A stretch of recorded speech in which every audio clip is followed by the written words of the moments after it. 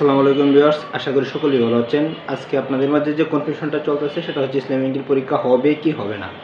হ্যাঁ, এই স্ক্রিনে দেখতে পাচ্ছেন দুটো অ্যাপ্লিকেশন আপনাদের অনলাইনে ভাইরাল হয়ে গেছে। এটা হচ্ছে মূলত ইসলামী ব্যাংকের চাকরিচ্যুত ব্যক্তিরা, মানে দুজন ব্যক্তি চারজন ব্যক্তি মিলে টানা একটা মামলা দায়ের করছে যে আমরা যেহেতু চাকরিচ্যুত হয়ে গেছি তাই পরীক্ষাটা যেন স্থগিত করা হয়। এই প্রসঙ্গে টানায় শুধু একটা মামলা দায়ের করছে।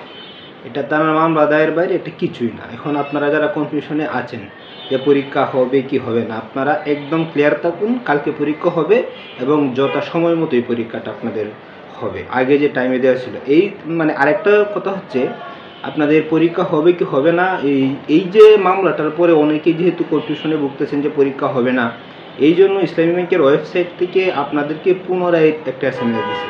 যাদের SMS যায় নাই, মেসেজ ইনবক্স চেক করুন, আপনারা ওখানে মেসেজটা পাবেন। তাই আপনাদের কনফিউশন হওয়ার কিছু নাই। সেম আগের মতো প্রিপারেশন নিয়ে আপনারা কালকে পরীক্ষা দিবেন এবং পরীক্ষা উপস্থিত থাকবেন। আর স্ক্রিনে যেটা দেখতে পাচ্ছেন এটা জাস্ট একজন একটা মামলা করছে যে আমরা চাকরিচ্যুত হয়েছে, আমাদের পদ ফিরিয়ে দেওয়ার জন্য, তাদের পদ ফিরিয়ে দেওয়ার জন্য যে যেটা করা দরকার এটা তারা করতেছে, এটা অপ্রাসঙ্গিক।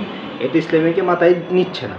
তাই আপনারা আপনার মতো করে পরীক্ষার হলে যাবেন, ইনশাল্লাহ পরীক্ষা কালকে অনুষ্ঠিত হবে। ভালো থাকবেন, ভালো করে পরীক্ষা দেবেন। ধন্যবাদ।